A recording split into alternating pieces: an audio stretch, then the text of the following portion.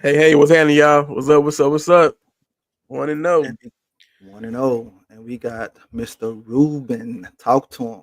What's going on, everyone? Victory Wednesday, like you said. I see Jesus. Saludo a toda mi gente ahí, man. We're feeling good, man. I'm feeling good. 1-0, baby. We 1-0, man. Feeling real good today, man. So, we had a recap on Sunday, talked about the game and everything. What we did and what we didn't like. And Bo, you wasn't here, so can you give us an insight of the game that maybe you seen after the game or during the game that you need to talk about on Sunday? Yeah, I'm pretty sure y'all covered everything, but the one thing I saw was the DBs gotta be a little bit better disciplined. Um, I don't think Richardson should have had those plays. I don't think we should have allowed those plays, but I think it was a combination of hey, don't let Taylor run all over us. We're gonna keep the box, make sure he stays contained. And if Anthony Richardson beat it with his arm, he beat it with his arm. So I think they didn't mind giving up plays like that. But other than that, I think the run game, I think they found their finally run game. They found it. I think they finally found it. Um, Nico amazing. Stephon Diggs, I'm happy he got 2 touchdowns. What a come out game for Stephon. Joe Mixon, player of the week. Just what we needed or what we've been missing is a bell cow back that can make plays and make cuts and find the schemes and the gaps to get the yards that we need to ice games or win games. So yeah, that's what I saw this past Sunday. Okay, so basically you say we got the bell cow, we got the run game, and this here's for Ruben. And Ruben, I'm pretty Mm. sure you heard Mr. Clint Sterner's comment this past Monday about he think Joe Mixon. I don't know if he said is better or Mhm. more skill than Aaron Foster. He said he's the best running back he's seen in this uniform. How did you feel about what he said, man? Well, all due respect to Joe Mixon and what he did on Sunday, 159 yards, a career high for him. What we said about Joe Mixon was he's the most talented running back we've had since, keyword since, Arian Foster.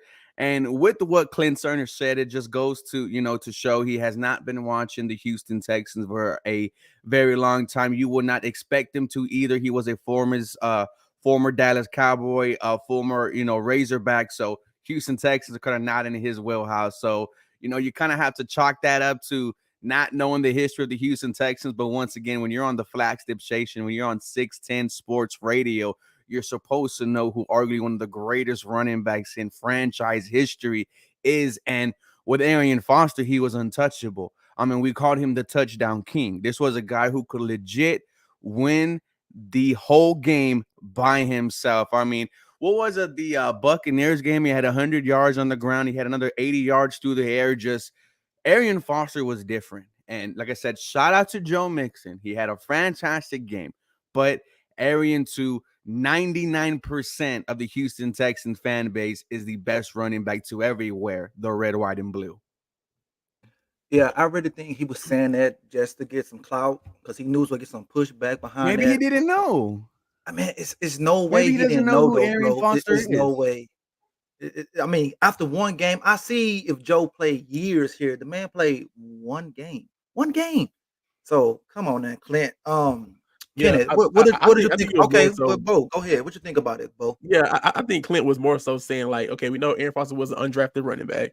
I Hmm. think he meant more so of like his resume coming from Oklahoma, being drafted and all those things, and I think that's what he meant when he said probably the best running back in the Texans uniform. But Aaron Foster was no joke. He was undrafted and got out the mud and got his starting position, and he had that on lock for a good amount of years. So yeah, I think that's probably just meant like as far as like stature and name wise, coming to Houston. I mean, he could have used Lamar Miller or something. He had to say Aaron Foster, man. As other running backs, he could have used Steve Slayton or something. Kenneth, what you think about it, bro? Man, I think he's telling the truth, right? I mean, he said in these uniforms, right? These are new uniforms. So, you know, Aha, aha. so maybe he talk about these uniforms, but I don't know, man. I mean, of course he's not better than Aaron Foster for the Texans. You know what I'm saying? Aaron Foster is the best running back that ever played in the Houston Texans organization. That's for sure. Joe, he's definitely the second best. I mean, especially if he keep this up, he's the second best running back. that play in the Texas uniform. But hey, I mean, you might have an argument if he get a Super Bowl with us. Who knows? But at the end of the day, nah, man, Aaron Foster, the best running back ever played in the Houston Texans organization. All right, I like that. All right, so on Sunday, down in Miami, I don't know if these cops had parlays or something, but the cops pulled over Tyreek Hill. I'm pretty sure you guys seen the video, dissect the video, but let me get your thoughts on it. I want to start with you, Ruben. What did you think about that, man? You think Tyreek was wrong, the cops was wrong, or was it equally wrong? Man, it's wrong all around, on both parts. And crazy situation. I'm glad that he was able to get through it. I'm glad that his teammates came in his defense also. And what started off as a rough morning ended up being a fantastic day for Miami as they come back and beat the Jacksonville Jaguars. And one of the main reasons why was Tyreek Hill. A crazy situation to start week 1 for Miami, but at the end of the day, man, like they say, winning cures all. Tough situation, but glad it ended up with him being able to walk away from the situation and go play some football. All right. Kenneth, tell us the truth. Did you have Tyreek in your fantasy? Honestly, I'm not playing fantasy football this year. Oh, okay. So nah, man. I didn't. So what do you I think about the didn't. situation, bro? Like, be Man, honest with us, man. so I'm gonna be honest. This is coming from a person that experienced this at the age of 19. And of course it didn't get to how we did with Tyreek. But it was and I was with a group of young black men, of course, and we coming from the gym hooping, and we ended up at Kroger's getting some Powerade. I'm gonna make the story short. Anyways, it got to a point where somebody called the police on us saying that we doing this, calling names to women or whatever the case may be. So police pull up, and one of the young guys got jacked up, whatever, handcuffs on the car, and he talking, you know what I'm saying, talking. I'm not gonna say reckless, but disrespectful in a way. He not being respectful, whatever the case may be. Long story short, I came into the play, and I was being respectful. The cop was trying to get me to turn up, but I was being, no, sir, yes, sir. You know what I'm saying? He's antagonizing me, still trying to get me to turn up, but I still stayed respectful, and I brought him down to my level. So in the situation with Tyreek, I'm not saying he was in the wrong, but sometimes you just can't do a little things just to make them try to get you to, you know what I'm saying, go even more. Even though Tyreek didn't talk disrespectful. He was just like, man, you know what I'm saying, he rolled his window up and rolled it back down. He's like, hey, man, like, stop tapping on my window. Stuff like that, you can't really talk to the cops like that. You know what I'm saying? When you this skin color, you know what I'm saying? I'm going to just be straightforward. When you this skin color, you can't say certain stuff to cops. You can't, you know what I'm saying? You just got to keep it respectful. You ain't even got to say, sir. No, you know what I'm saying? Keep it cool, calm, collective, and just stay down. Even though they up, bring them down to your level. So I experienced that, and like I said, I brought them down to my level. And after that, everything was cool. But I hate Tyreek had to deal with that. It's unfortunate. And of course, there's been a lot of different situations we seen on camera go worse than that. So just thank God he didn't have to go through nothing worse than that, and he's still here today. Yes, sir. Thank God for that. And quickly, Bo, you did a skit on it. So give us your thoughts on it because you did that skit pretty quick, bro. You must knew what was coming or something, man. No, I saw the news break and I said, hey, let me see what happens with this one. So yeah, it definitely did not go as my skit went. It was nowhere near that as a skit went. But yeah, like Kenneth said, like Ruben said, like you said, it's just unfortunate. At the end of the day, cops in that situation have the power and the authority at that moment. And I hate to say it, but you're at the cops' mercy. And it is what it is. We have rights. Sometimes rights get taken away from us here and there. But like Ken said, the best bet for anybody out there, try to make sure the situation doesn't get to that point. Just do what you can, take the ticket, go about your business, because nobody wants to lose their life in situations like that. That's true. That's true. So on to one more NFL news. The booty hole bandit strikes again. Um, Ruben, what's your thoughts when you saw the notification go across? I don't know if you have an iPhone, I don't Android. care about that guy. I really don't. And I don't feel Good. like this is a situation that we should definitely be talking about because Let's once go. again, we are talking about just a horrible situation. So I'm not even going to waste my energy on this. He's not here no more. He's ruining another franchise. So that's Let's all I have move to on. say on it. Texans news. Let's move on. So Desmond King, he signed, he did not sign, and all of a sudden today he signed. He on the practice squad. So, Kenny, give me your thoughts on Desmond King, man. You think, I mean, of course, he's a big addition. I don't know why he was cut in the first place, but give me your thoughts on Desmond King. First, why did he put that tweet out? And who do you think made the phone call to say, hey, take that shit down, bro? Maybe his agent told him, "Hey, take that down."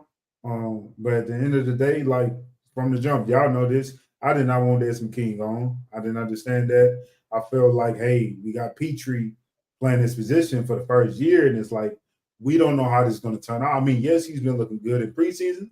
He's been looking good in training camp a little bit, but we still see him getting toasted in one-on-ones, which is going to happen because you know what I'm saying? It's not easy to guard receivers one-on-ones. But at the end of the day, I was just kind of like questioning why did we cut him and why did we keep Miles Bryant? I mean, I know people say Miles Bryant is a special team guy, but Desmond King is a special team guy too. So I didn't really understand why we cut Desmond King, but I'm glad he's back and hopefully he's be active on the roster sometime soon. May not need him this week, but I feel like we're going to need him in the future just in case things don't go well with Petrie at the slot position. All right. Ruben, I don't know if you have an old lady of anything, but don't he feel like one of those girls that you can't, let go? You always keep going back to her, make sure you have some good pussy or something, or by no child, whatever you want to call it. What's up with this King, bro? Yeah, man. I mean, this is just it's a situation where he didn't make the 53-man last year. He got cut. You signed him back towards the end of the season. He played well for you. I initially did not think he was going to make the 53-man this year with Jalen Petrie playing in that nickel role, in that star role. This is a veteran who is familiar. I definitely don't think he's a practice squad player. We're talking about a former All-Pro here, but it just goes to show that the NFL is a year-to-year league, and players digress, players digressed. He definitely still thinks of himself as, one of the top guys in the NFL. Excited to see what he does here. Am I expecting a big impact from Desmond King? Absolutely not. But he's been here for what now? 2, 3, 4 years? So welcome back, Desmond King, for like the 8th time. All right, for the 8th time. All right, Bo, give me your thoughts. I know we kind of talked about him at the beginning of the show, but just give me your thoughts on, matter of fact, was Joe Mixon on your bingo card of winning the offensive player of the week? Was that on your bingo card? Be honest with me. No, not really. But like I said last week, I said he'll probably get maybe 15% of the offense. I was wrong. That man was like 75, 80% of the offense this past Sunday. So I did not see that coming. I thought we would abuse the Colts' DBs a little bit more than what we did.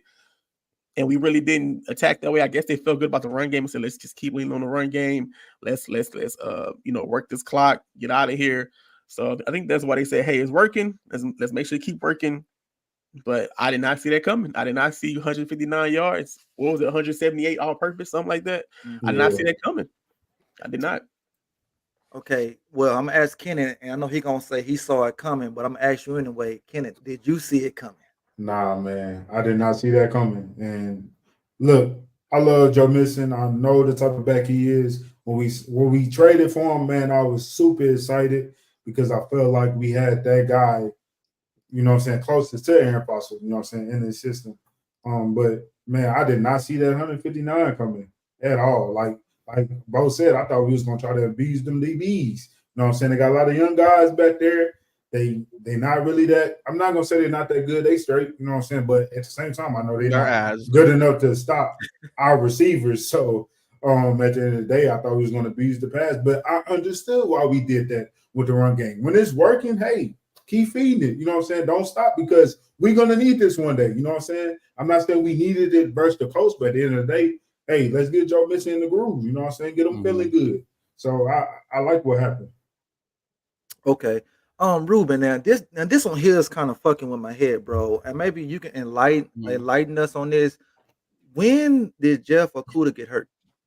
I really don't know. It's unfortunate situation because you haven't seen him, you haven't seen CJ Henderson, and both of those guys you were relying on to be, hopefully one of your number 2 cornerbacks or depth. And now, both of those guys are not here no more, right? And well, fortunately, Jeff Okudah will be back when he's healthy, but for the foreseeable future is not here. It must have happened at practice or maybe when he got off the plane. I really don't know when, when Jeff Okudah got hurt, but sucks. And, he was trying to figure it out. And, I said when we signed him, if it doesn't work out here, I don't see it working out anywhere else. That's true. I think you're right. I think when he got off the plane, that's when he got hurt. But they didn't say nothing about it, man. I digress. So, all right. So, one more thing on the Colts game, bro. Like I say, Texas win 29-27. What did you guys think about the defensive line stunts that they was doing on us, man? Because it seemed like it was confusing the offensive line. We had guys blocking two guys wide open. So what do you guys think about that? Because the Bears watching the same tape that we watch, and they're gonna, it's a copycat lead. They're gonna copycat the same thing. So what did you guys think we can do better going into this week against the Bears that we didn't do right against the Colts? I'm gonna start off with you, Kenneth.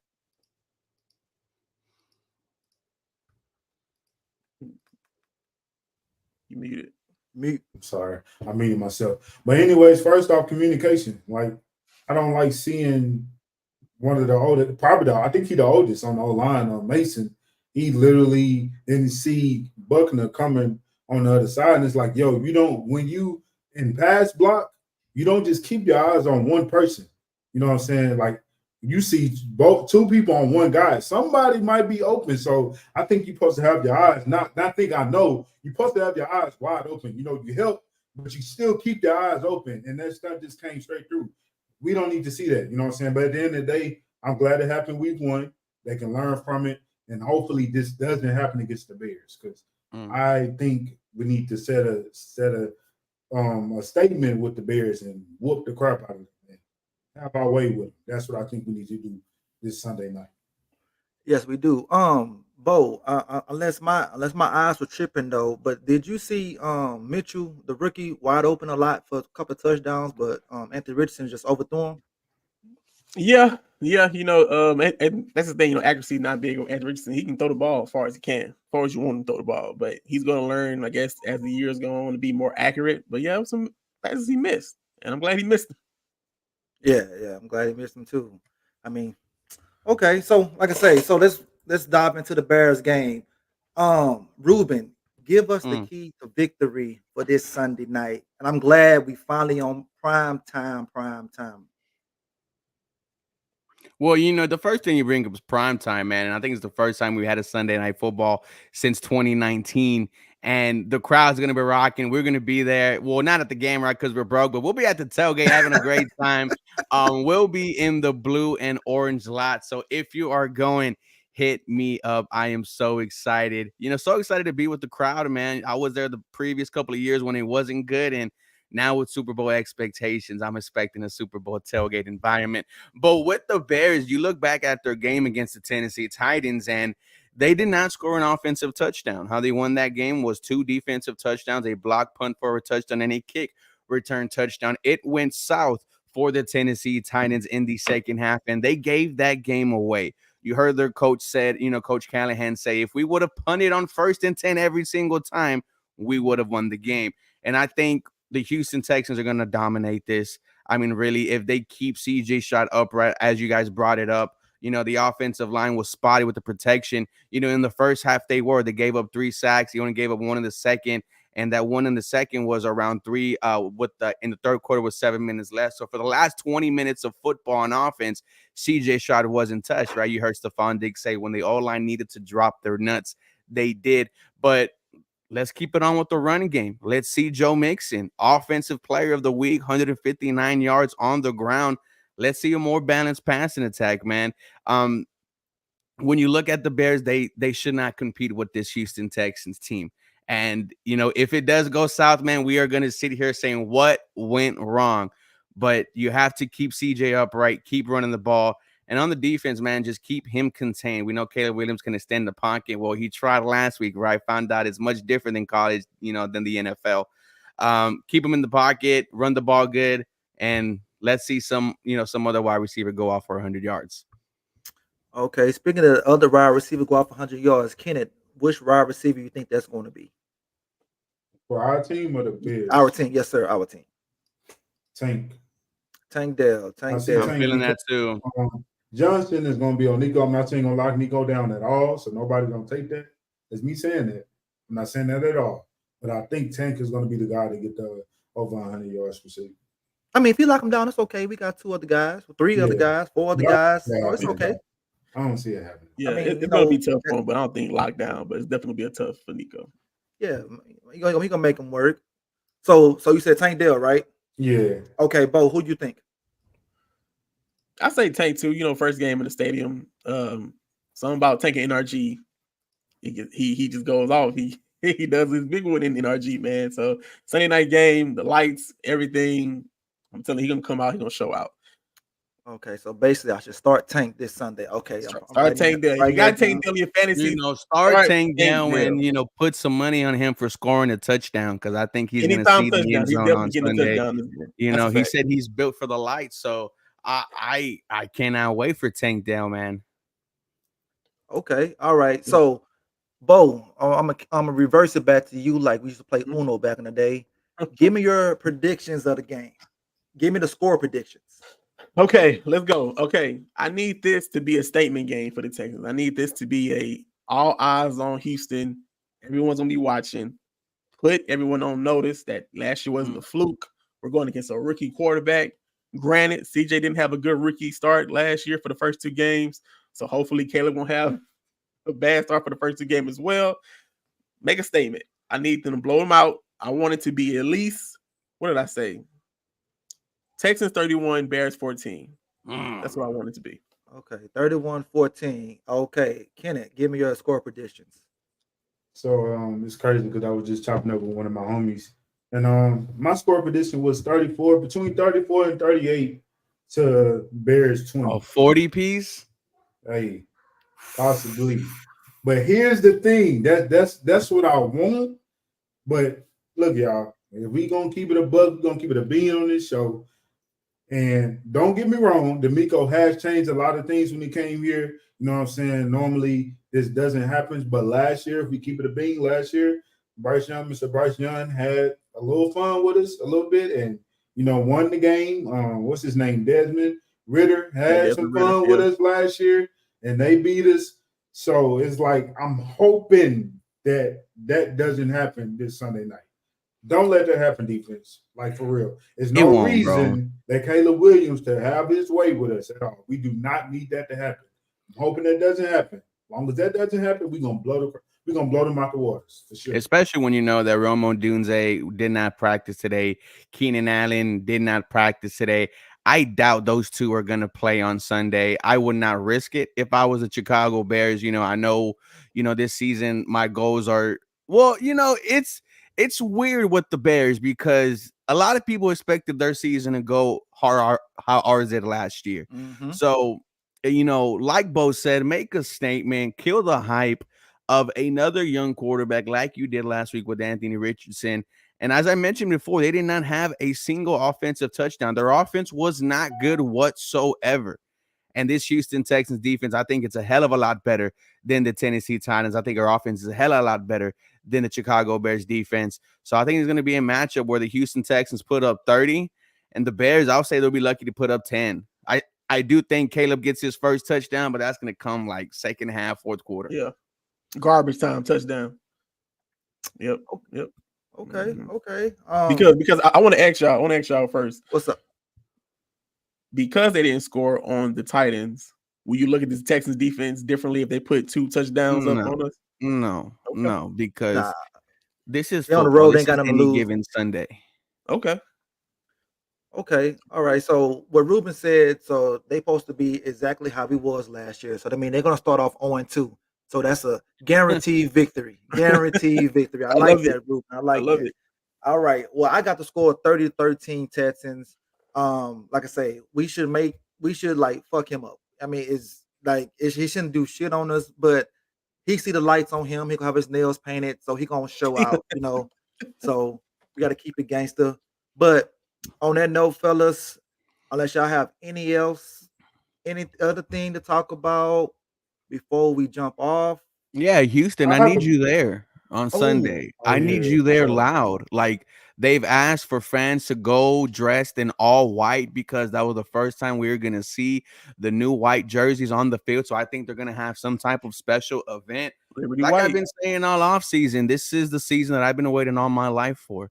and I am putting some expectations on that crowd on Sunday. You need to make that camera shake. Make it hard for young Caleb Williams to understand and to know what the hell is going on. And I think this crowd is going to live up to the hype.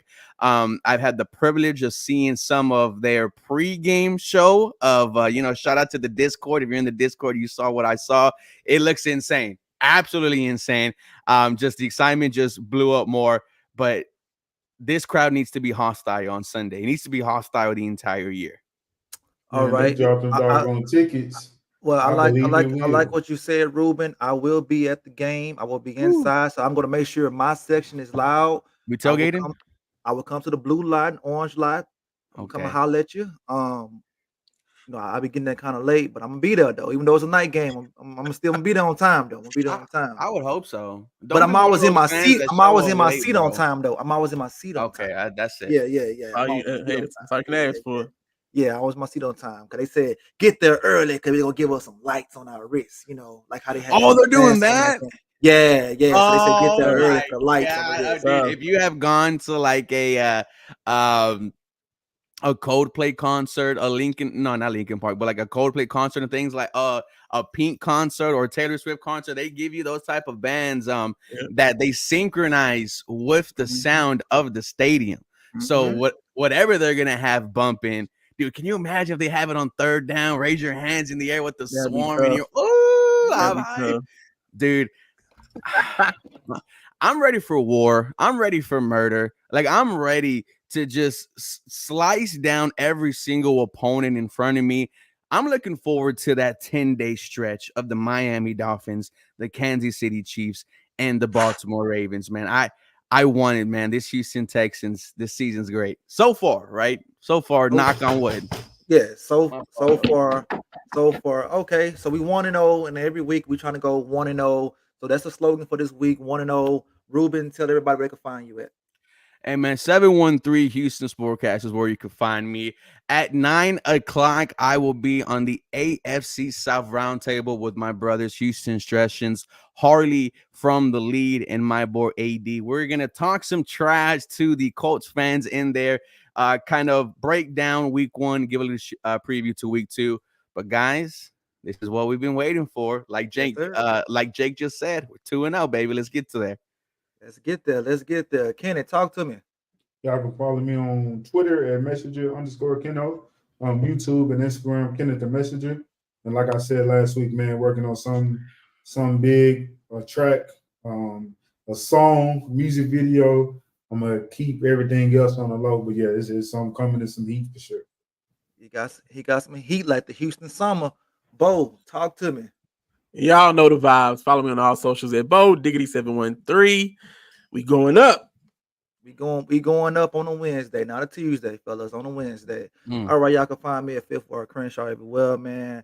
Y'all can follow Matt at A1 Day One, Chef Briggs. Y'all follow the podcast. Thank y'all for tuning in. Thanks for the comments, like, subscribe, and we out. Go get some food in your bellies.